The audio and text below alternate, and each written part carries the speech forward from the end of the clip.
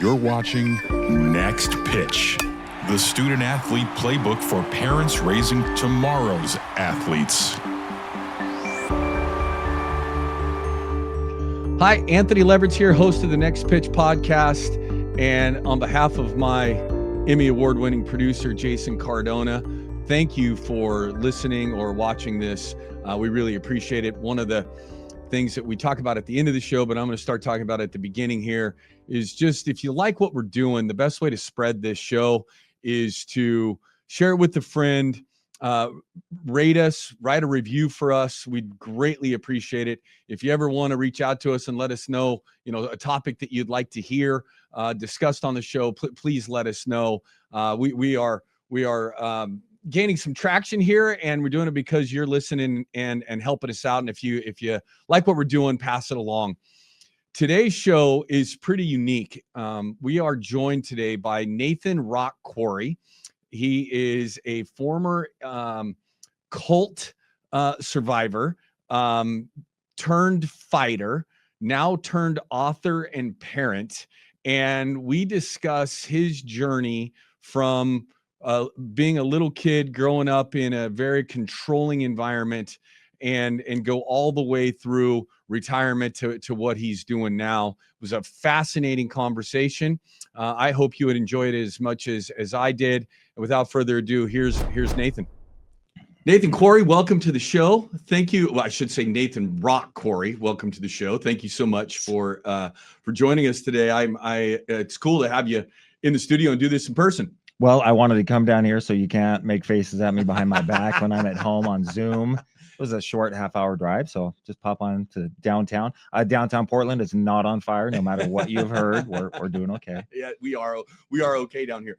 Well, first of all, let's your list of accolades are pretty impressive, and I will properly introduce you, or will properly introduce you before we start talking here. But let's go back. We talked about this off air. You're a pretty unique guest for us here, right? We're into the world of youth sports and trying to help navigate through that process. And you never were involved in athletics as a young person growing up because of some pretty unique circumstances in your life. You explain kind of the journey you went through to get to where you got to. Boy, so all my stories have the long version and the short and abridged version. I'll try to give somewhere in between there. I was raised in a doomsday cult as one of Jehovah's Witnesses. So while all the other kids were out playing and on the wrestling team or basketball, whatever, I was knocking on people's doors, asking them if they had a hope for the future. Armageddon is coming any minute, so you better be ready. And it was very difficult. I've tried to come to understand why my parents made the decision that they did. They both had rough childhoods, and then one day somebody knocks on their door and says, it's not that you didn't have a loving father. He was watching from above all the time, and this is all a part of his plan. That's what they needed to hear. Then they forced their 4 kids to be raised that way, and it just wasn't my thing. But here I am being forced 3 times a week to go to church, go door to door once a week, then all the studying on top of that. So essentially, I didn't have much of a childhood. All of the fun stuff that kids got to do. Like I hear of rough childhoods often, maybe abusive households, but their escape was they got to go to school. They had friends there. They got to play in sports. Well, I had the abusive childhood household, but then I didn't get to have any of the fun at school either. And I recall in 7th grade, there was a school assembly. And I was picked on, I was bullied, but I was also a super easy target. The 80s were a very tough time for nerds. I had big, thick glasses, garage sale clothes, hair parted down the middle. If those people only knew now. Exactly. And at the school assembly, there was kind of this nerd adjacent kid in 8th grade. I was in 7th. They put on this wrestling demonstration. And the nerdy kid went against one of the cool kids. The nerdy kid gave such a beat down. It looked like WWE style. It was just phenomenal. And I'm sitting there in the stands going, oh my God, I would give anything to be able to do this. But if I went home and told my parents, hey, I want to join the wrestling team, I would have taken a beating. And not only that, it would have been, you are a disappointment to us and to God. Why are you trying to follow in these worldly ways? And so I was not allowed to do anything like that. In my teenage years, I'd saved up enough money. I bought a weight set. My heroes were Arnold Schwarzenegger, Jean-Claude Van Damme. I saw these strong, athletic muscle men who it didn't take any crap from anybody. And here I am getting bullied, and I can't even fight back because I'll get in more trouble at home. So it just kind of buried me and just filled me with rage. And in my early 20s, 24, I start realizing I hate this life. I am completely miserable. It's all that I know. It's all I've been indoctrinated with.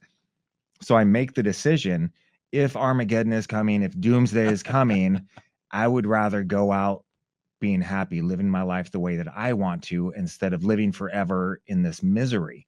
And right around that time, I see the UFC on TV, and I am blown away. So what year is this? This is 2000. Let me see. No, 1995, 96. I'm 23, 24, Okay. right in there.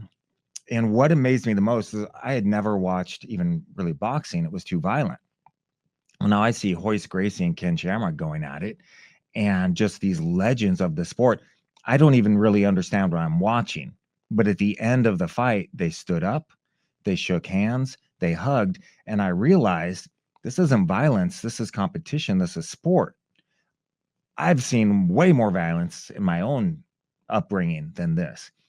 And then I decided, for the first time in my life, I'm going to do what I choose to do.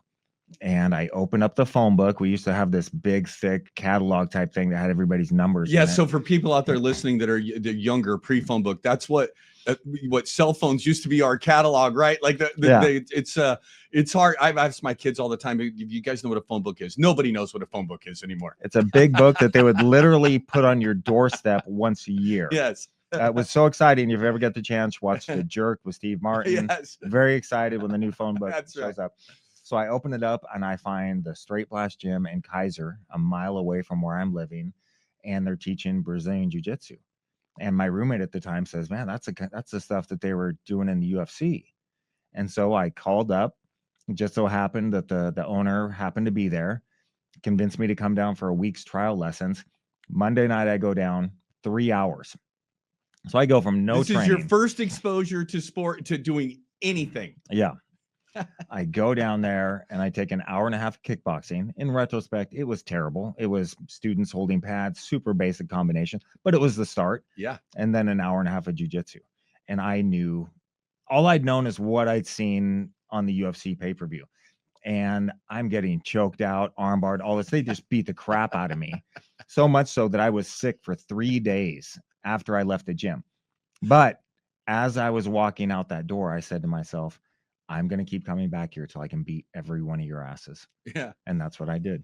So kind of drill down on that time for you.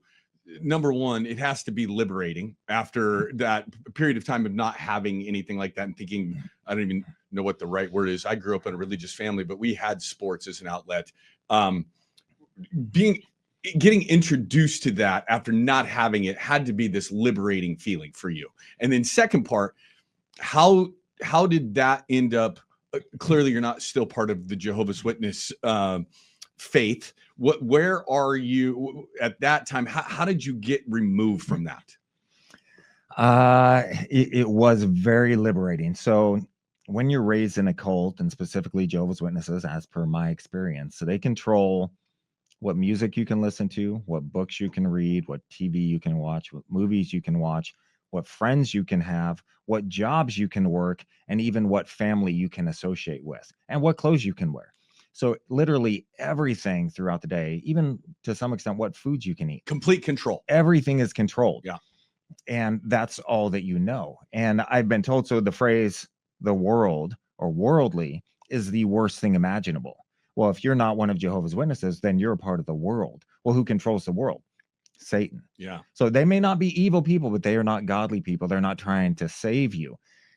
And so it was kind of this eye-opening experience. When I was 19, I was excommunicated from the church for about 9 months. It was the most devastating thing ever because God had kicked me out. I was dating a worldly woman. We were behaving in unclean ways. And so I was cast out, which meant that I was fired from my job. I was disowned by my family and lost every friend that I had. And because your entire world is the JWs, that's it. I had no one else to go to, no one else to fall on to help pick me up. So I get back into the organization. Well, in that period, I get a job with a worldly group as a sign company down in Salem. I become a journeyman sign hanger. Well, now I have association with worldly people, and I'm starting to realize, oh, this isn't quite what the bill of goods that I was sold. We're not all bad humans. That's apparently not. So my eyes start to kind of open to what's actually happening there in the world. And then when I start training here, everything that they wanted to take away from me before, I found a replacement. Well, I had a new community, I had new friends, I had new goals, and I was starting to get this sense of self-esteem, which is the worst thing imaginable for a cult. Because if you believe in yourself, well, then you don't need a cult telling you everything and how to live your life. So as I start breaking away from the church and I start becoming more interested in my training and MMA and jiu-jitsu and all that stuff, then I'm dating a woman as well again. And the elders in the church were super concerned. Why aren't I going to meetings or church? Why am I not going out and door to door? And I'm trying to slowly fade away. Well, they come and knock on my door one Saturday or Sunday morning. The girl that I'm dating answers the door. They're like, oh, so you are not living the godlike way that we told you should be. And so I got excommunicated the second time at 24. Well, this time, because I had everything else in place, the people that disowned me, well, that sucks for you because I'm awesome and you're in a cult. Yeah. So it wasn't as difficult as it was before. Now, here I am, 53. I haven't seen my mother in 13, 14 years, something like that. She'll never see her 3 grandchildren. I've had 3 grandchildren since the last time I saw her. I've had 3 kids since the last time I've seen her. She'll never meet them. And that's her choice. And it's unfortunate for her because, again, we're pretty awesome. And she's in a cult waiting for Armageddon to come. So her dead husband, my dead father, can be resurrected and they can spend eternity together. But I made my choice. I chose my path, and it's just been amazing ever since. My life has gone so far beyond anything I ever could have imagined. It's just incredible. So you get into training, you love it immediately. And what's the path then from starting with that first boxing and jiu-jitsu class to becoming a competitive fighter? Like what was that journey like for you? And how long did that take? So I've been training now for about a year or so. There was one of the original coaches I started training with, Mike Adams was his name, probably 160, 165 pounds, 5'9", 5'10", kind of not a big guy, yeah, but a really good fighter. He was bouncing at a bar in Salem called the Ram. And so he says, hey, you want to try out what you've been learning? We're looking for another bouncer. So I've got a full-time job already. I'm a journeyman sign hanger. I'm the shop foreman. What year is this? This is, what am I, 25 at the time? So 97 probably. Yeah, that was the time I was always going to the Ram when I was working at Willamette University No way. the time. Yeah. Did I ever have to choke you out? You probably had to kick me out a time or two. I had some rowdy friends. Oh, it man. was never me. So, and I've got some phenomenal stories from bouncing, which are pretty amazing. But I get introduced to this, and my question was, I'm such a curious guy. I want to experience life. Yeah. So, geez, bouncing, what's that like? All I've ever seen is Roadhouse. Side note, very accurate. You want to be a bouncer, watch Roadhouse. Be nice until it's time not to be nice. And that was my motto. Someone actually said to me once, they're like, man, I've never seen somebody so calmly explain their point of view to someone. And then when that isn't followed up with, turn incredibly violent at the drop of a hat. I'm like, well, I gave them an option. They chose the B, so we got to go. So I'm bouncing. I'm realizing, wow, what I do know is effective. And then we had too many fights at the bar. They decided to shut down the dancing, so no more bouncing. And I remember somebody asking, well, what are you going to do now? Well, nobody knew that I had a real job. But I said, I've been thinking about going into fighting. There's some small shows around here. Straight Blast Gym, they just started a competition team. One of the coaches, a man by the name of Tom Oberhue, he runs 5 rings. Now, he asked me to be on the competition team. And I said, wow, that's that sounds pretty amazing. I don't think so. I'm not quite there yet. I don't know what I'm doing. And he said, no, you come, you train hard, you listen, you've got what it takes. And I said what I've said so many times since then. Well, if my coaches believe in me, I should believe in myself. I'll give it a shot. That's awesome. So we had our team night initiation, which in retrospect, I wouldn't wish on my worst enemy. So it was a normal training workout, all this kind of stuff. And then at the end of that, they took capsicum spray, some gel, and we smeared it all over our chests and our backs. And then we walked on our knees the length of the wrestling mat while all of our teammates whipped us with their belts from their gis. So if you don't know, a gi belt is very thick and very heavy. And so people are just whipping you, and they'd go through it and they'd be so mad they would just whip the next person brutally. Me being me, at one point I just stopped and I just sat there and I was like, go ahead, bitches. I'm going to remember every one of you. There was one guy, Eric Hemphill, who has another great gym here in the Portland area, great jiu-jitsu black belt. He was like 17, 18 at the time. He got sick for days. The beating was so bad. But that was my introduction. And then after a few months of training, there were some fights up in a warehouse in Vancouver. So I went to the first fights. I watched them. My team there was there competing. Everybody won. It was so exciting. And then I fought on the second card there. It was my first time fighting, first time doing any type of athletic competition versus anyone. I'd done like a weightlifting thing before where I'd done horribly in. But this is somebody I don't know who's been training, who wants to make a highlight video of punching me in the face. I'm going to face against this guy. And so I get to the warehouse. They actually had a ring doctor there. I remember this clearly because I'm sitting there, they're checking me, and she's doing my blood pressure and my heart rate, and her eyes get real big, and she looks at me and goes, are you okay? And I'm just stone faced. I said, yeah, I'm good. What is it? Your resting heart rate is 120 beats a minute. And I didn't even budge. I just said, yeah, just a little excited is all. And that was it. And that was the lesson to carry forward. It doesn't matter how fast your heart rate is beating.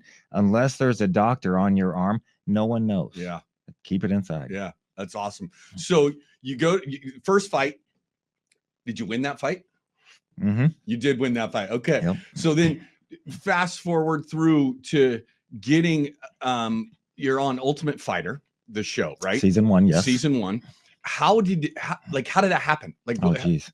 So you go from this JW, never fought, never done anything, bounce, get involved in a fight at a warehouse, then all of a sudden you're on TV. Like, how does that happen? So it's about a 6 to 7 year transition in there. And as I'm training at Straight Blast Gym, it was so funny. Once again, this mystical phone book comes into question. One of my teammates, Randy Couture, had just fought in the UFC, won some tournament. He lived a half a mile from our gym. One of my teammates opened up the phone book, found his number, and called him. Said, hey, we're the best guys around. You should come down and train with us. And so Randy came into our gym, and it was one of many places that he was training. He was getting the best look he could wherever he went to. But he was training for his first fight against Vitor Belfort. And so I was one of many training partners for him, standing southpaw, throwing jabs. I actually swept him with a scissor sweep, and he bounced like a cat, came right back up. But training with him or seeing him, I realized this guy's an athlete. Yeah. He's able to go 5 straight minutes. We weren't able to go 5 minutes. We would wear ourselves out in a minute and a half. Fresh guy would work in on him. So I kept on training, fought a few more times. Now we're at 2002. I'm 30 years old. This is, I think, in April of 2002. I'd been at my place of work for 10 years, 2.5 months. As I mentioned, I was a journeyman sign installer. I was the shop foreman. So like we had gas station, Pride gas stations. We had that contract. Yeah. Down on Market Street on I-5. There's an 8-foot by 20-foot Pacific Pride sign. I made that. I installed it. That's my legacy there. But after 10 years, 2.5 months, I was bored. And my boss, who looked literally like Mr. Burns, he and I'd been angry and he'd been calm. He'd been angry and I'd been calm. We'd never both been angry at the same time. And I'd been sick for a few days. I came back and he's yelling at me about some job that I wasn't even here to take care of because I was sick. And he says to me, do I need to go back there? Do I need to check everything? Do I need to do it myself and make sure everything's done right? And I looked at him and I said, when you talk to me that way, you don't motivate me to want to work harder. You make me want to get my stuff and go home. And he just said, well, maybe you should. And I stood up, I picked up my toolbox and I drove home. And I called my coach and I said, I just quit my job. I'm a full-time fighter. Find me fights. So I had just turned 30. I had a 3-year-old baby. I had a mortgage. I'm living in Salem. The most I'd ever been paid for a fight is like $500. And later, that's a leap of faith. Later on in that summer, so I've been now excommunicated from the church for about 6 years. So very minimal contact with my family. But if they need something, they can always call you. So my parents called me in the summer of 2002, let me know my father's, his health was failing. Well, apparently he'd gotten some kind of disease where his bone marrow quit producing red blood cells. So over the months, as his red blood cells start dying off, he's essentially suffocating.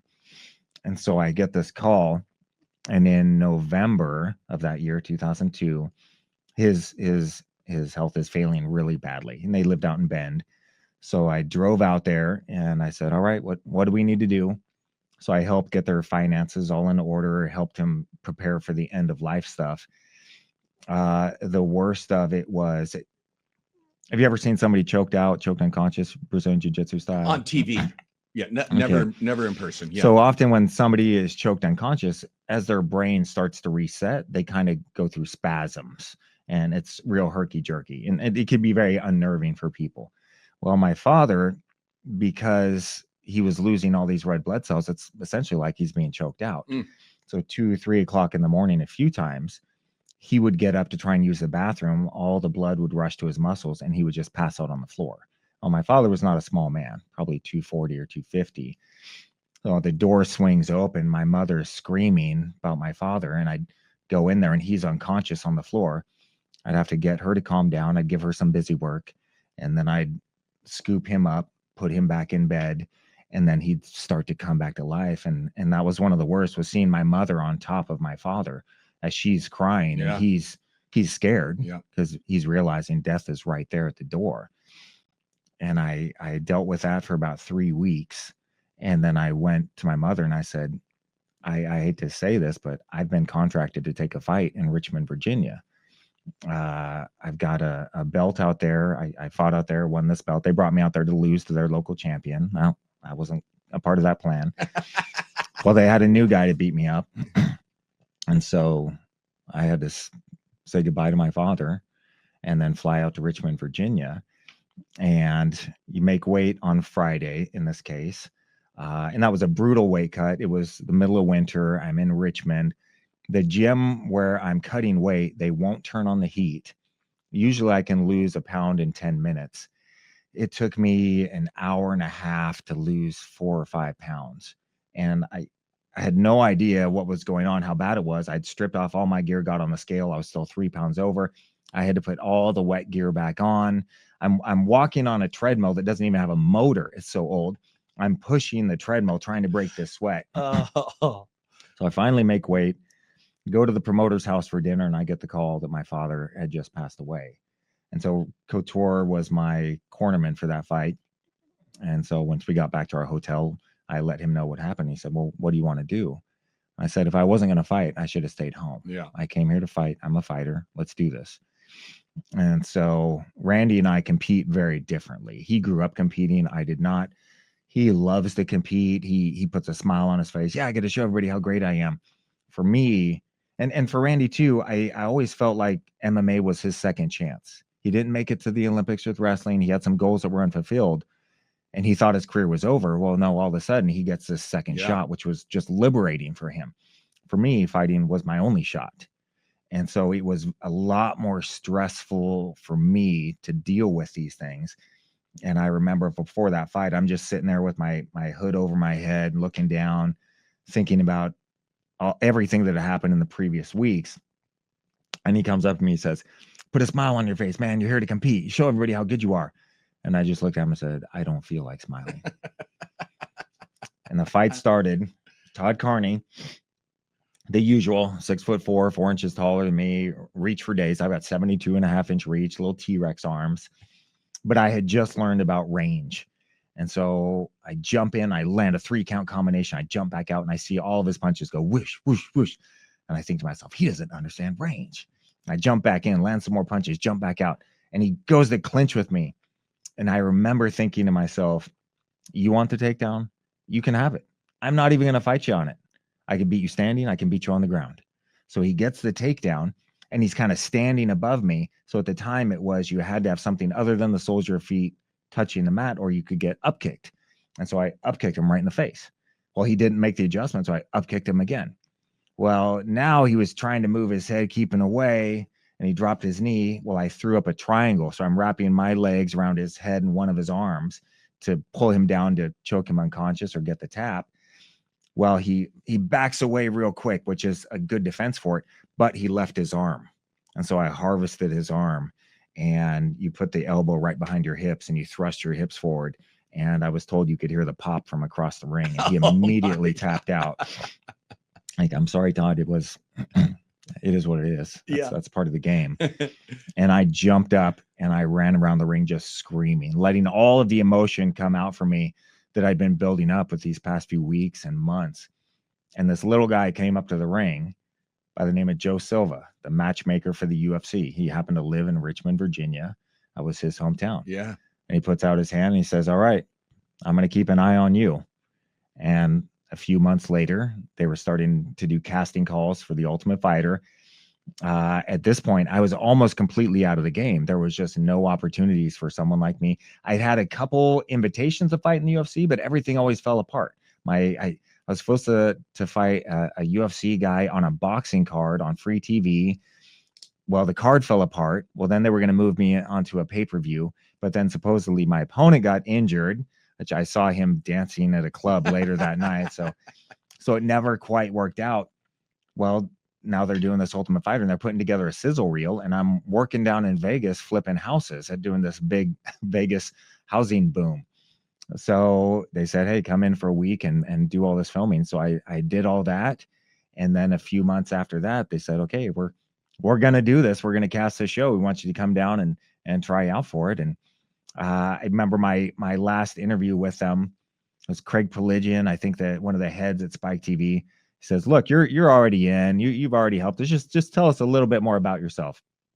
And this is the second, the jerk reference from Steve Martin. Yeah. I look at the table and I go, well, I was born a poor black child, which is the opening line from the jerk. No one got the reference.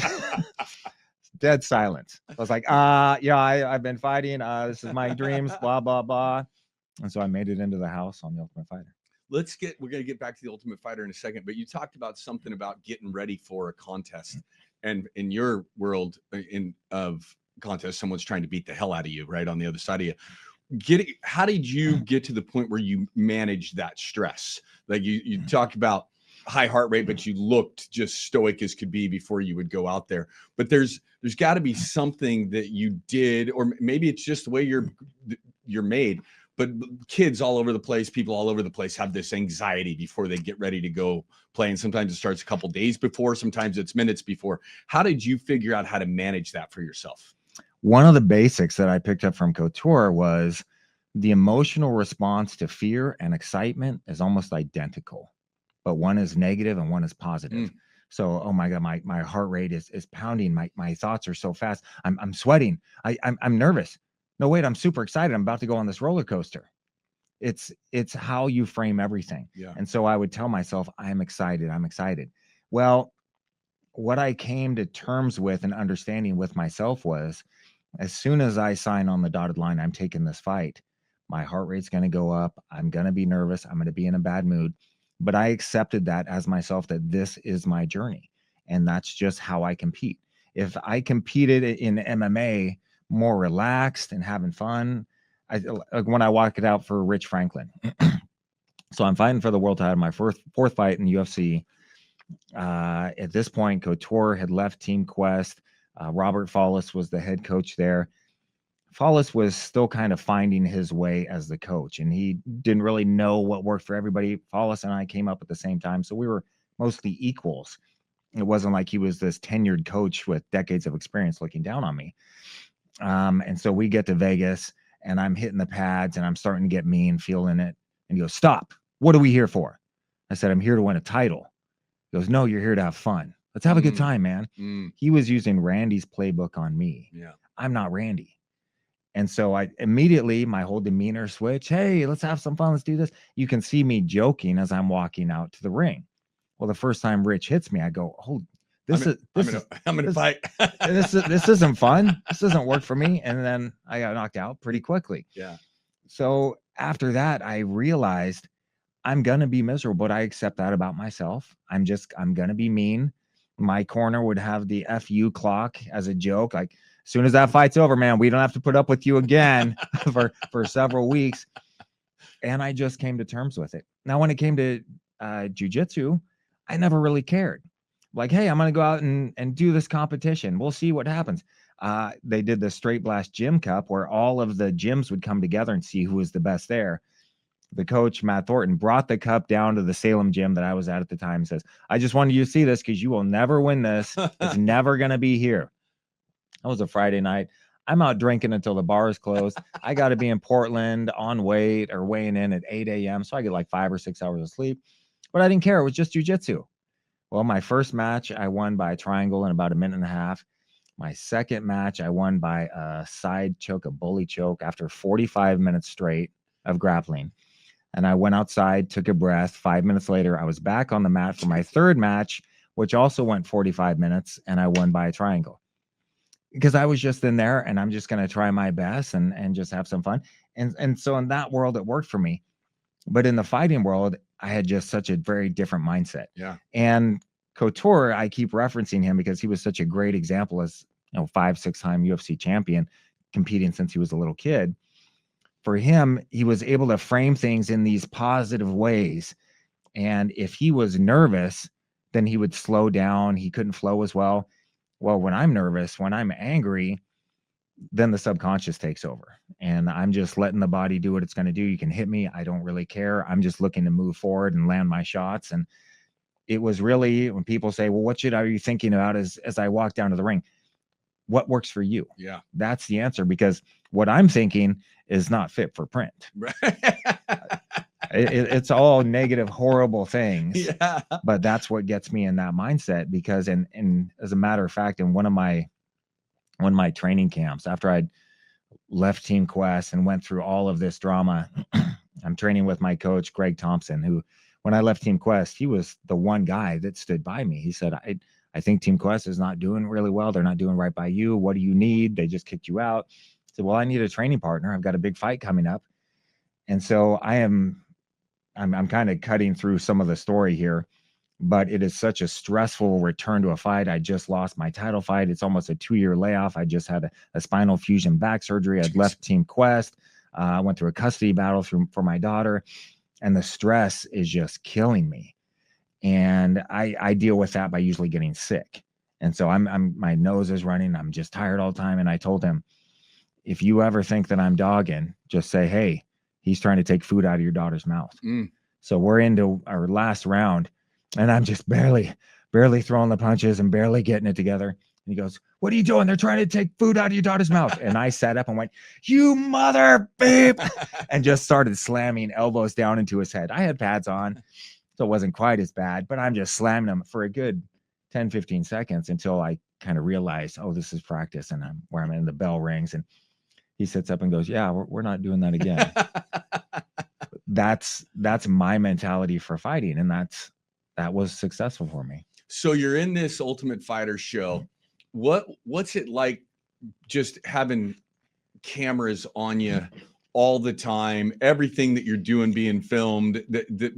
What was that experience being in that ecosystem of that show for that season? It was the best of times. It was the worst of times. It was so incredibly stressful. I had never really watched a reality show. They had never filmed a reality show or one like this. So they were figuring stuff out on the fly. We got 16 guys locked in this house.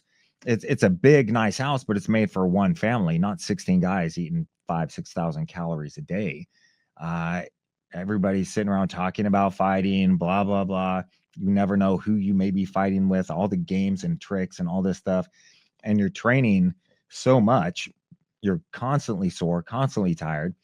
I always felt like Chuck Liddell's team. So Chuck Liddell and Randy Couture were the two coaches. I was on Randy's team. He picked me first. I always felt like Chuck's team almost had kind of a cheat code, like they knew what was happening, or maybe Chuck understood it a little better that there's going to be fights. We don't want you guys completely worn out when that time comes.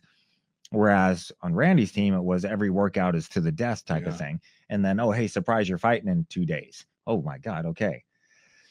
I feel like the filming specifically, the first couple weeks, people were able to keep their facade. They were able to present who they want the world to think that they are. But after that, it's hard to fake it. Things started to come out. And keep in mind, it's almost 20 years ago now. It was super stressful. Everybody was different, but Bobby Southworth, Josh Koscheck, they were two of the villains on the show. And Bobby, he always wanted to manipulate everybody. He was always looking for certain ways to do that so he could kind of be this leader. He even had Forrest Griffin convinced that Bobby should win. And Forrest was just not even really going to try. Did they give you storylines like that, or did this just organically happen? Organically happened within the house? Yeah, there was no storyline. The only thing would be something like you're sitting around going, God, I'm starving. Can we get some chicken breast? They filled the house with food that the interns would eat, Hot Pockets, things like that. We went through the food budget like 5-6 times over. So they're like, man, I'm hungry. Can I get some chicken breast? All right, we need to run that through channel, see if we can get that. All right, well, it'd be nice to have a 40 and relax. Bing, there'd be a 40 of OE. Oh my God, what? So there was always, there's no music, no books, no TV. You're just sitting there just in a pressure cooker and knowing that, geez, I'm sitting here eating dinner with somebody that he could be trying to end my career. Yeah. And to me, that's one of the most stressful things. Is it's not just I'm trying to win in an exciting way. Yeah. Which means it's going to be a highlight reel. Yeah. I want to knock you out brutally. I want to hit the submission on you that everybody goes, oh my God, how did you do that? Yeah. It's tough. And even my fight in the show, so I get injured during the show, but they bring me back for the ultimate finale. Everybody on the card fought. That was the famous night of Stephan Bonner and Forrest Griffin fighting. Diego Sanchez, Kenny Florian fought for the middleweight title. I fought Loden Kincaid. I like Loden. He was an odd duck, but who isn't in this world? And I just said he had fought on the show, and he fought Bobby Southworth. They went into the second round before Bobby knocked him out. My goal was to finish him in the first round, which I did. And I had to say, I'm sorry, man. I'm sorry it had to be you, but this is my journey, and this is what I'm doing to prepare for my future, for my family.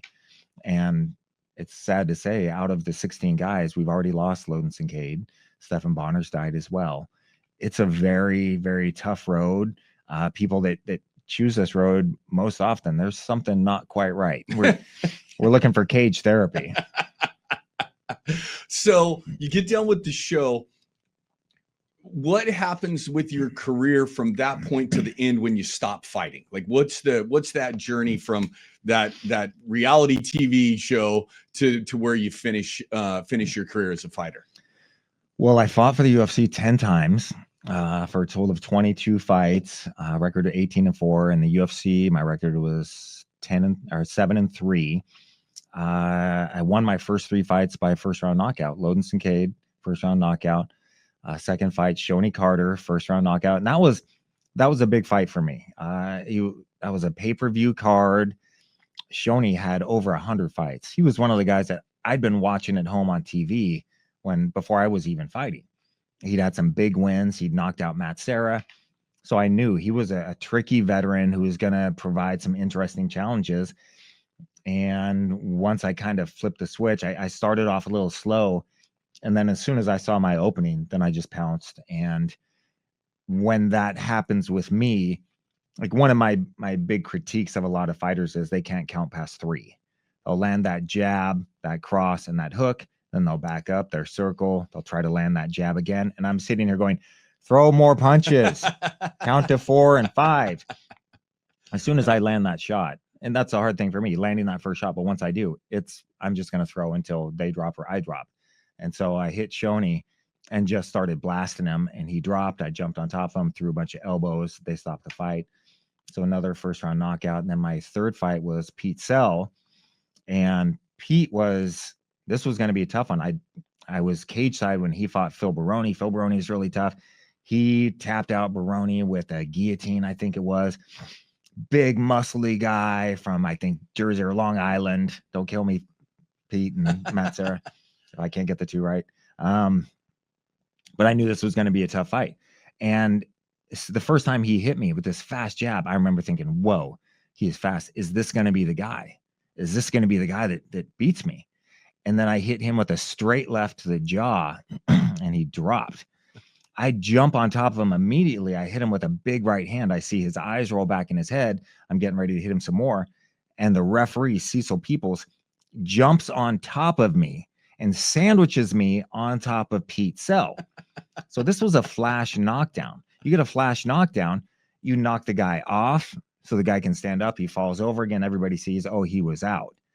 Well, in a flash knockdown, Pete completely comes to. He's going, what are you doing? Get off of me. Let's fight. And I'm sitting there going, I am literally the cream stuffing here in this Oreo. I'm just like, man, I think the fight's over. I've got somebody on top of me holding me down. And so they get up and they say, yeah, that's a win. Pete had big complaints. He said, no, but he was doing the thumbs down. I wasn't out. Well, I landed that one big shot. You think I was just going to do that and then hug you? No, I would have landed a lot more shots. But it is what it is. So then I get my title shot. And Joe Silva calls me up. He's like, hey, 3 first-round knockouts. We want you to fight for the title. I'm terrified. I'm like, oh, my God, this is a huge step. And we already talked about that fight, walking into it, all that stuff. I'm not quite in the right mental space. It is what it is. And let me make clear, with all of my stories, I'm going to share all the details, the highs, the lows. Every loss that I had was because I wasn't enough. I did not deliver in that time. For whatever reason, my opponent was better. He got the submission. I've lost by submission, by knockout, by tap out, and by decision. I've lost one of all 4 ways. Every loss is because I did not follow through. Every victory is because I had a great team building me and helping me to my success. So I want everyone to remember that as I'm giving out details that may sound like excuses. No, it's just the backstory. Yeah. So I'm fighting Rich. I throw a kick. I fall. He knees me as I'm standing up, and I'm essentially out. Now I'm just walking with my hands up. He throws a beautiful straight left. I fall like a tree. And that is his highlight video for all time. Well, then just a couple months later, my daughter now is, I don't know, 5 or 6 or something at the time. I couldn't even pick her up. My back was hurting so badly. Turns out I've got degenerative disc disease, and my lumbar, my L2-3 vertebrae, the disc is gone. It's just grinding on top of each other. I go to the UFC and I say, I can't train anymore. I can't even afford to go to the doctor because you pay so poorly. My first 4 fights, first 3, they're all first round knockouts. I won $10,000 for each fight. My 4th fight, pay-per-view, headliner, main event at the MGM Grand, $10,000. Wow. The gate alone was something like $1.5 million. Yeah. Then the pay-per-view sales, all that stuff. So I go to Dana, tell him what's happening. It's like, don't worry about it. Go see a doctor. We'll take care of it. I go see a doctor. They give me the diagnosis. And then Dana calls me like, hey, we've got this doctor down in here. It's the best spine doctor around. You're going to want to have it in Vegas. And I said, man, I don't want to go to Vegas to have my surgery. I live in Portland. I want to have it here. I can recover here. He starts yelling at me. You don't want some quack up in Portland. You come down here to Vegas. We'll put you up at the Palace Station. Get your surgery, blah, blah, blah. So I go down there. I meet this doctor. He has this new procedure he'd just learned called an XLIF, extreme lateral interbody fusion, where they're coming in from the side. They do the spinal fusion. It's supposed to be a lot less interruptive of all the tissue and all the muscle and all that stuff. I was back to training about 3 months after, light training, 6 months. I was given full clearance and started my road back to recovery. It's crazy. Throughout all this, now Couture had left Team Quest, And the whole feeling of the gym had just changed. Matt Lindland was now the head coach. Lindland always seemed like he had kind of an axe to grind with a lot of the stuff. I think a good story for him that I've told before, but this was when Randy was still there. I think it was a Wednesday afternoon practice. A guy by the name of Scotty Smith was up training with us from Temecula. He was going to fight on King of the Cage, I think a championship fight. So he came up to train with us, just get some hard sparring for the last week. Him and Lindland are doing one final round. Nobody else is training, so we're all just sitting there watching. Scotty Smith, he has kind of the style in the training one. Well, he'll go hard for a few seconds, and his gas tank empties, and he'll just kind of cover up and wait for his gas tank to fill back up, and then he'll go hard again. And I knew this about Scotty. I didn't have any problems with him. At one time, I even told him, "Hey, Scotty, I'm getting ready for a fight. I'm sucking air right now. Go ahead, go a little bit harder on me. Help me toughen up for this." Well, he never had that conversation with Lindland. So him and Matt are sparring, and they go all the way down to one corner of the wrestling room. Scotty has spent his load, and you can see him just turtle up and cover. And Lindland actually kind of looks at him like, well, this is odd. And Lindland just starts kind of pawing him with punches, just being really light. Well, Scotty gets his win back and throws this big right hand and just smashes Matt. And you see Matt's head rock back, and oh man, it's on. So now Lindland is just throwing punches, and Scotty Smith is throwing punches back and forth, and he's just throwing. This is training. Yes. They go from one corner of the mat all the way to the other. Well, Scotty, once again, he's spent his gas tank, and he covers up again. And you can see Lindland go, my turn. Not again. And just boom, boom, boom. Just like now Scotty's realizing he's in the fight of his life. So they go again from one corner of the mat all the way down to the other. Now Scotty's so tired, he's laying up against the wall, the matted walls, and Lindland's just pounding on him. And I hear this, knee. Somebody yells knee. And so Lindland throws a knee right into Scotty Smith's solar plexus and drops him to all fours. Now you'd think that would be it. That's a pretty good beating. Nope. Now Matt starts yelling at him. You come to my gym, you try to blah, blah, blah, blah. Shin kicks him in the ribs. Oh my goodness. Twice. Boom. Boom. You think that'd be it? Nope. Head stomps him. Oh my God. At the base of the skull. Boom. Boom. Just smashes his head into the mat. Could have killed him. Broke his nose. And I'm sitting there going, oh my God, somebody should say something. This is too far. And I look around, I'm like, it's me. I'm the one. Why do I always got to be the one? So I stood up and I put up both my hands. And I've never seen Matt this angry. I'm like, hey, I think he's had enough. So, you saw him. You saw what he did. Blah, blah, blah, blah. I was like, yeah, man. Yep. Saw the whole thing. Yep. I got it. Well, Matt gets all the stuff and drives out. And I walk over to Scotty. Like, Scotty, you okay? And he looks up at me, blood pouring out of his nose. And he just goes, what did I do? Yeah, man, saw the whole thing. Yeah. Don't know what to tell you. He can get a little hot-headed sometimes. So that was who was running Team Quest at the time. I had a lot of issues with how they were doing things. And I said, hey, I've got Dean Lister in my weight class at Abu Dhabi Brazilian Jiu-Jitsu champion. I've got kickboxing world champions. We don't have a boxing coach. We don't have a kickboxing coach. Our jiu-jitsu coach got his purple belt 2 weeks after I did. We don't have a conditioning coach and none of this stuff. And I was told, we're an MMA school. We don't need any of those coaches. We are not bringing in any of those coaches. Well, the whole rest of the team was complaining all the time. I'm not that guy. If I have a problem, I'm going to say it. And then you can make your decision based on how you want to react. So the whole team was complaining about not knowing what practice was going on, not having the coaches, blah, blah, blah. So I said, hey, I'm best friends with Robert Follis. I've known Lindland for years. I'll go talk to them both. They just shut me down. This is our gym. If you don't like it, leave. I don't do so well with ultimatums. we already got that. I said, all right, I guess I'm out of here. I called up the rest of the team and I said, guys, they don't want to make any changes. All we're doing is showing up and beating each other up day after day, week after week. Let's collectively either go to somebody's basement and put on mats or go to another gym and say, hey, we're the former Team Quest Fight Club. We'd love to fight under your banner. We'll pay your monthly dues, whatever, and we'll advertise your gym. And then we can take the money that we're not the 15 or 20% in most cases that the guys are paying Team Quest. We can invest that in our own coaches. Every fighter said, oh, I didn't know you were serious. No, we're okay. All right. Good luck with your career.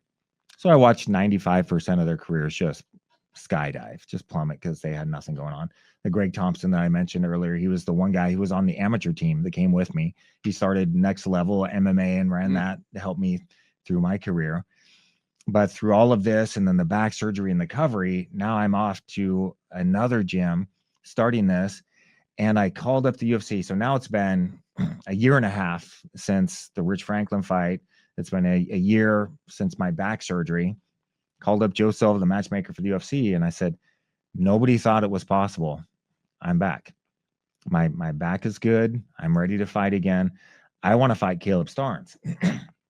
Caleb Starnes had just fought Chris Lieben and won what I thought was a controversial or a pretty lame decision. But it is what it is. So I call up Joe Silva. Hey, I want to fight Caleb Starnes. Joe Silva says, oh, I like that fight. That would be exciting. Let me call Caleb. Calls me back. Yeah, Caleb says he won't fight you. Says you're not worthy. You just lost your last fight, the title fight, and he just won his last fight, this controversial decision against Lieben. So we want you to rematch Pete Sell. Well, Pete Sell, who I had just beat 2 fights ago, had been training nonstop. Matt Serra was now the champion in his corner. He had all of this momentum. I'd gone through, again, back surgery, leaving Team Quest, custody battle, and now I'm also completely broke. I'm living off my credit card as I'm trying to get back into shape and get back into the big show. So Joe Silva says, yeah, we want you to fight Pete Sell. I went, all right, this is going to be a hard fight. He's been training, he's been fighting, I've been recovering. This is going to be brutal, but I will fight him and I will win. And then when I do, I get to fight Caleb Starnes and I'm going to end his career. And so I fought Pete Sell, and man, it was a war. He beat the hell out of me. The whole first round. He's just landing. I started off, I had so much ring rust. I come across the ring, I throw a kick. You never throw a naked kick. You always set it up. You got to disguise it. Kicks are slow. They're from far away. I throw that kick and he's just like, what? Boom, boom. Hits me with a 1-2 right in the face. And I stumble backwards. He's just beating on me, landing shots over and over again. In the second round, he hits me with a right to the jaw. And I just dropped. Rogan said it looked like he's been shot. And I popped back up and I fought back to my feet. And I just said, no, man. This can't have all been for nothing. I have been fighting way too long and way too hard to get back here into this ring. And later on in the second round, he threw a Superman punch where he jumped up in the air and he threw this big right hand and it landed square on my forehead. And it just knocked the last bit of ring rust off of me. And I remember patting myself on the head and thinking, okay, all right, that's enough. You know, this wouldn't be that great of a story if I just came in and knocked him out right away. But that is enough of a beating, enough of a one-sided beating. Now it's my turn. And in between the second and third round, I'm looking across the ring and they hadn't toweled him off. So he's just covered in blood and sweat. I'm thinking, all right, this is it. I didn't fight everything here to lose this. And I've clearly lost the first 2 rounds. Round 2 is easily a 10-8 for Pete. So I come out in the third. And I'm just like, this is it. And I'm fighting with so much emotion, so much passion. I did what I've never seen done in the UFC or any fight for that matter. I shoved him in the middle of the round. I shoved him. If you can shove somebody, you can probably punch them. But I shoved him. I threw up a kick. I moved back and I threw my right hand and hit him on the jaw and he dropped. And in the first fight, he had talked so much trash afterwards that it was a quick stoppage. I stood above him and motioned for him to stand back up. Said, do you have anything else you got to say? And I threw one more big punch and the referee jumped in and stopped it. And I ran around the ring like my hair was on fire, just going, I can't believe it. Yeah. I did it. Yeah. And that was such a strange thing for me to think. I can't believe it because you don't go into any competition thinking, man, if I win this is going to be a miracle. Right. And what it took me a long time to figure out was I can't believe it. This road is finally at an end. Yeah. I've come through all of those things and I met the test and I knocked out the test. Yeah. And here I am back on the road. And the company that had done my back surgery, Nuvasive, this was such a phenomenal story for them that they had put their logo on my shorts and on my shirt. I became their spokesman for the next 14 years. That's awesome. Telling everybody, whatever your goal is, if you need back surgery, even if it's a fight in a cage again, you can do it. Yeah. I approved it. And then from there on, I just kept on fighting in the UFC and had a few more wins, had another loss, I think, loss or two. Yeah. And just made my way. How did you know it was over? When you were like, you get to a point, like every athlete in their world, a lot of people don't make it out of high school sports. Some people make it to college. Very few make it to pros. Very few make it to that arena that you've gotten to, but it ends at some point in time for everybody. What was the, okay, I'm done. I'm walking away. And how did you manage that? How'd you handle it? Well, my last fight, I'm 38 years old. Jorge Rivera calls me out. Terrible fight for me. Jorge's a really good kickboxer. His biggest weakness, I felt, was cardio. I was going to try and take him into the late rounds and wear him out, as I'd seen done before. He's got reach on me for days. He's working with Peter Welch, the boxing coach from Tough One, who knew my style very well. As I stepped into the cage that night, I remember looking at my feet on the canvas and thinking, I just don't quite have that fire that I once had. All of the rage that had gotten me there to that point. And I'd been to therapy. I'd been dealing with my issues, trying to come to terms with things. Moral of the story, if you want to be a great fighter, don't go to therapy in the middle of it. Save it till the end. Save it till it's over. We had food money. I had potential for a career. Once again, fighting Pete Sell in the rematch, I had $25,000 in credit card debt. I'm fighting for 10 and 10. Yeah. My best case scenario is to go home 5,000 in debt. My worst case scenario is I go home 15,000 in debt. I get cut from the UFC. Instead, I get my 10 and 10. I get a 15,000 fight of the night bonus, 15,000 knockout of the night bonus. And then I become the spokesman for Nuvasive. So it was this huge switch. Well, now here I am a couple years later. All of those motivations are kind of gone. And I'm thinking, man, I'm not title material. I had to come to terms with that. I'm not somehow going to get to that level, and especially not with the training that I had. I got custody of my daughter, unofficial custody of my daughter when she was 9. So I moved to Lake Oswego to put her in the best school districts. Find me another professional athlete, especially a professional fighter, that has sole custody of their 9-year-old child. Yeah, that's a difficult task. I'm up in the morning to see her off to school. Then I go to my practice, try and catch a nap, and then pick her up from school, make sure she's fed. Then I go to my evening practice as well. There was a time, I think it was even during the Jorge Rivera fight, I got her set up in front of the TV. It's like, I need a nap, baby. Please. I just got to take a nap. I go lay down. I am out. She wakes me up 5-10 minutes later. Daddy, I need a snack. I don't know where I'm at.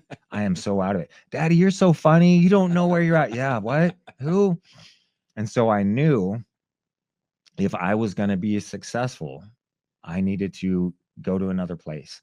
I needed to go. I had invitations from other camps to go and just immerse myself for 3 months, sit down and be the best fighter that I could be. Well, what's going to happen in those 3 months while I'm away? Yeah. Why did I need to get my daughter in the first place? Yeah. Because her mother was not getting her to school. So was it worth my daughter's childhood and potentially her future for me to continue fighting for what? To hear people cheer my name? Yeah. For a little bit more money? Well, we have food money. What more do we need that for? So I made the decision, and it was based on a lot of things, being able to take care of my daughter, not being willing to travel away for months, all of that. And the body was just getting worn out. The only time I ever recall my parents showing any kind of affection towards me was when I was working. And so for me to work hard, that's the easiest thing. I will work myself to death. When I fought Damian Maia, I was so overtrained. I was puking the whole night before because I'd overtrained and then cut weight. That's the easy thing for me to do. So that's not a challenge. I needed to be smart and go someplace else and focus on that. And it just really wasn't worth it for me to do that. So I made the decision to retire. I retired officially in 2012. I had a show at the time in Manhattan, MMA Uncensored Live with Craig Carton, great show, and Luke Thomas. And made the decision that I think a guest fell out, and I said, "Hey, I'm willing to retire on air."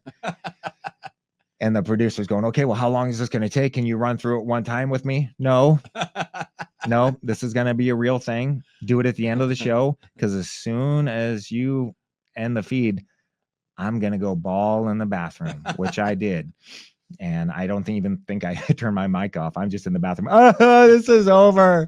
Because I knew this wasn't going to be like, I saw so many fighters retire and then come back. I wasn't good enough to retire and come back. I wasn't going to be 45 and be like, "Hey guys, I'm now an Olympic wrestler." Right. No. So I had to make that decision, knowing that, and it's not just stepping into the ring, stepping into the cage, which is the most stressful part. It's losing the family, the drive, you know what you're going to do. Kind of like when military guys, when they retire, well, they had every single day scheduled. Yeah. When you sign for a fight, you know what your next 3 or 4 months is going to be. I know what I'm doing every single day. What are you doing on Saturday? I'm resting. Yeah. That is my off day, because Sunday morning I'm doing no-gi jiu-jitsu with a bunch of guys. So it was challenging. And then trying to find my sense of purpose, my sense of self-esteem. And I never wanted to be somebody that just kind of lived on my accolades of, oh, I used to be this guy. Yeah. As a matter of fact, my agent was getting me appearances. And eventually I told him, I don't want to do appearances anymore. I don't want to sit around and talk about the cool stuff I used to do. Until I get something new going on, don't call me. So there's so many things that you've done since we talked about this off the air, but I want to talk about this. So give me the background on Zombie Cagefighter. This is your book. What's the backstory on this, and where are you with this now? So Zombie Cagefighter is the story of my life plus zombies. I'm an old school nerd. I mean, and I alluded to this before with my big thick glasses and garage sale clothes, a hair party down the middle. I can't see that, by the way. I'm going to need to see a picture of that. No, they've all been burned. My escape from my childhood was Star Wars, was Marvel Comics. I love the thought of heroes, of guys fighting for what's right and standing up against the bullies. So it's such a natural thing for me. And when I started even talking about Zombie Cagefighter, I heard over and over again, "Oh, this jock asshole, he's just trying to make money off the comic book world. It's so popular right now." I was like, I guarantee you would have been pushing me into the locker when I was a teenager. So after practice, me and my other training partners, who are also a bunch of nerds, we'd sit around talking about comics, Marvel movies, whatever. And I started thinking about what it would be like for someone like me to fight in that world. I can't take on Spider-Man or the Hulk, or Dracula would be tough, or even Frankenstein. But zombies, you could take on zombies. I could take on a zombie. But how would you fight it? So if you fight somebody with a knife, the number one concern is you cannot get stabbed, you not get sliced. Well, with the zombie world, you cannot get bit. So the rules are pretty simple. For humans, no biting. For zombies, mostly biting. Yeah. So as I was scripting out the story, I wanted every fight scene to be very realistic. Make sure everyone knew you can't knock out a zombie, you can't tap out a zombie, but they're a mechanical being. I can break things, I can tear things. If I kick him in the femur long enough, hard enough, his leg will break. Now I can kick him in the head when he's crawling around on his knees. So the story is, in my MMA career, I did okay. I won some, I lost some. Feel like I made it over. I was able to leave a pretty good life. In this world, I never quite make it over the hump. I'm still fighting in the small shows, and I've seen so many fighters like this. Their entire identity is in fighting. They never went to therapy. And so they're way past their prime, still fighting in the small shows. And my character gets brutally knocked out, and the promoter's just like, "Look, man, nobody's excited to see your name on the card. They're sad. You should have retired years ago." I'm like, "But man, I'm a fighter. This is what I know." Well, let's be clear. You were a fighter. But if you still want to be in that world, maybe I've got something it'll interest you. And he introduces me to the underground zombie cage fights. And so they're willing to pay a little bit more because you're literally putting your life on the line. But if you die, well, next week, then you're the zombie. You could be the zombie. So that's your story. So you go around to events, Comic-Con, stuff like that. And I just did Rose City Comic-Con. It was awesome. I had my booth there. I get to be next to these phenomenal artists. Todd Beats, who's this great artist for the Invincible series, doing these alternate covers. I got his books. I just get to nerd out in this community, and it's awesome. I'm going to be in Spokane, Washington, October, I think 15th, 16th at a horror con over there with my buddy Travis. I just get to go and nerd out. And the coolest thing for me is this is 100% mine. Yeah. I thought of it. I directed it. I found the artist and he helped me tell this story. So every time somebody buys a book, I always say, let me know what you think. Yeah. And they always come back. And my favorite response is always, man, I didn't think I was going to like it this much. That's great. This actually has heart. That's great. Well, it does. If you take away the zombies, if you take away the MMA, it's a father fighting for his little girl to give her the opportunities he didn't get. That's awesome. So it's quite a history here, man. From the way you grew up to MMA fighting to author of a zombie book, man. It's pretty cool. I really appreciate you coming in today. This has been fascinating conversation. We do this with every guest at the end of the show, and the first thing is, if you could go back in time to your 12, 13, 14-year-old self, tap yourself on the shoulder and give yourself advice with everything you've been through, everything you know now, what advice would you give yourself with your 13-year-old self? That is so funny because I can't tell you how many times I have said, oh my God, my 12-year-old self would be so happy. If he saw my life right now, he would not be crying himself to sleep that night. Yeah. First off, do not buy real estate you cannot drive to within an hour. That's a big one. I do rentals. I understand throwing hammers or throwing fists and swinging hammers. So I bought houses. I've done this. I made this great decision to go to Buffalo, New York back in 2004, 2005. Don't do it, man. Do not do that. 1 hour drive with your real estate. Yes. It's been such an incredible journey. Just telling myself, I'd give myself a hug. Yeah. And let them know, buddy, it's going to be okay. Yeah. Your life is going to go beyond anything you could have imagined. Yeah. And just believe in myself. And I do, but it was such a hard struggle when you're told that you're worthless, that you have no value every single day, because that's what cults do. They need to keep you thinking that you're worthless. You're completely dependent on them for any sense of self-esteem. Giving him a hug and letting him know it's going to be okay. Your life, even if he didn't take any of my advice, he still bought those houses in Buffalo. We're still okay. Yeah. Things could have been a little bit better. We didn't buy those, but you're okay. Just and for every kid out there that's having a hard time, that's not getting the support, the people that believe in him, the things that when people see me now, this is the culmination of a lifetime's worth of work to find out who I am. From everything, from even just music, being told what music I can like as a kid, to now having to find out who I am. For everyone that's leaving a cult and trying to figure that out, it is so incredibly difficult. But follow your own path. What you are interested in, I guarantee you, somebody out there makes a lot of money doing it. And the worst case scenario, if you do something that you love, you're going to enjoy it. Yeah. And when I quit my job at 30, I remember thinking, the worst case scenario, I fail horribly. And then what? I got to go get a job, which I just had. So I went from a job to a job. But at least when I'm 60, I'll know I took my shot. Yeah. And now I can look back and go, my God, it's been 23 years. And we had times of starvation when I did not know how I was going to pay the mortgage, buy food. There's a story in the graphic novel, in the Zombie Cagefighter book, where my doppelganger in the book, Rock, he starts fighting, he starts getting some paydays, and he takes his little girl out to the store to buy some stuff for her, because that's what I did. After the Pete Cell fight, I had this 50,000 windfall that got us back on our feet. I was able to pay the debts, start moving forward.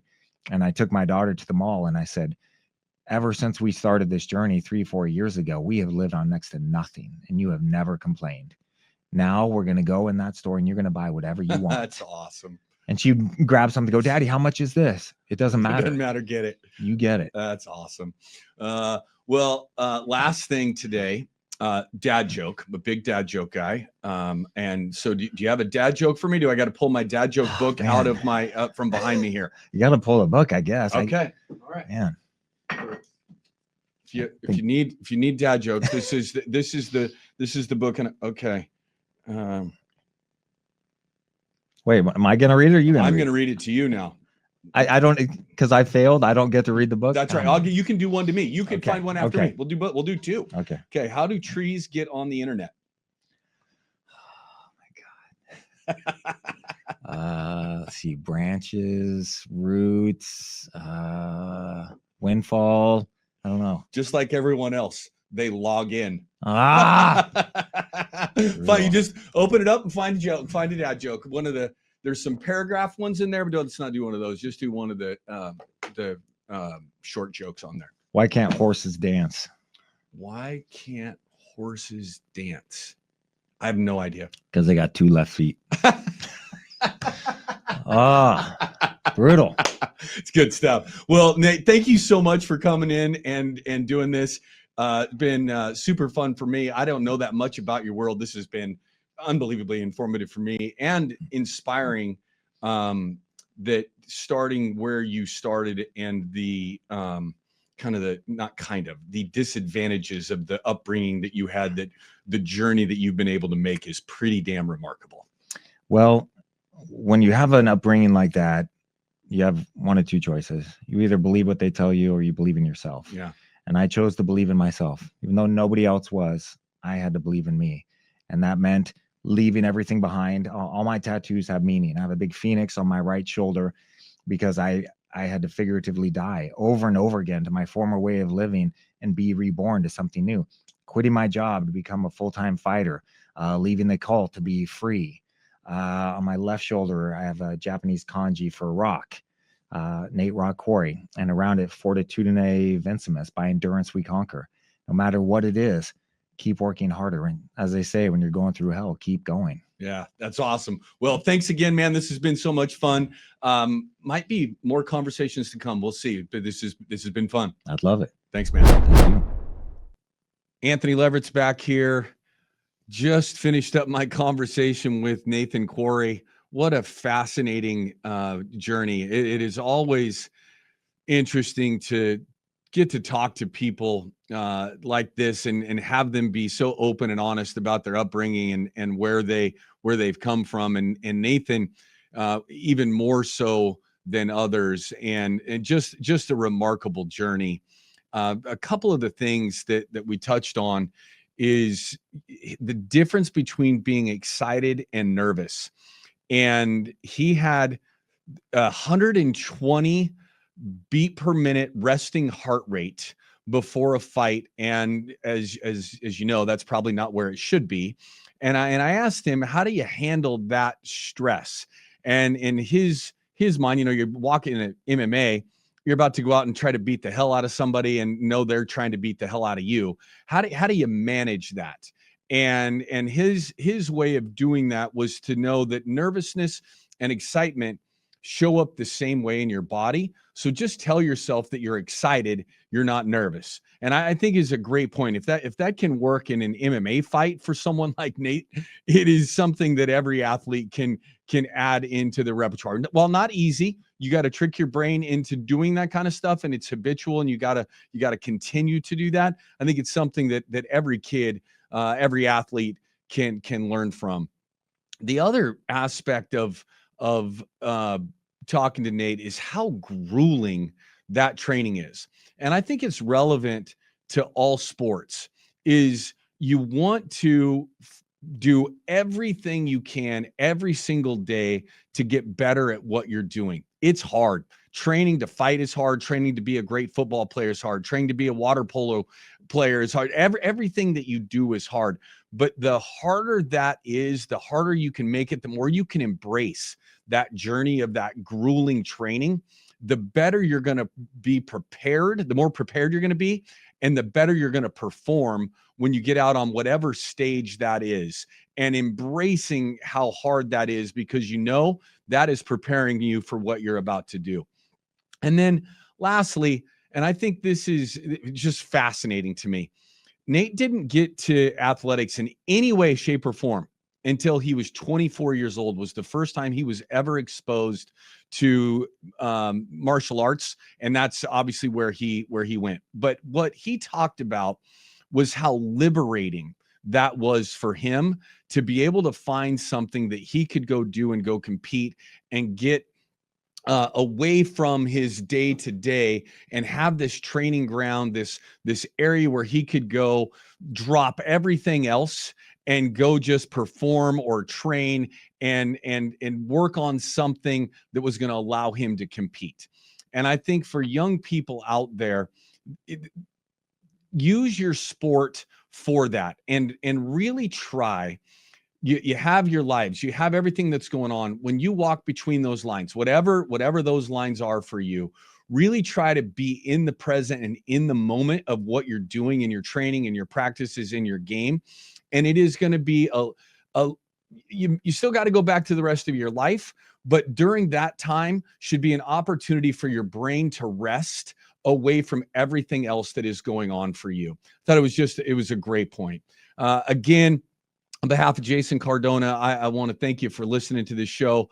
If you'll give us a rating, write a review, tell a friend about us, all of that stuff helps to spread the show. We really appreciate you listening. And until next time, make it a great day.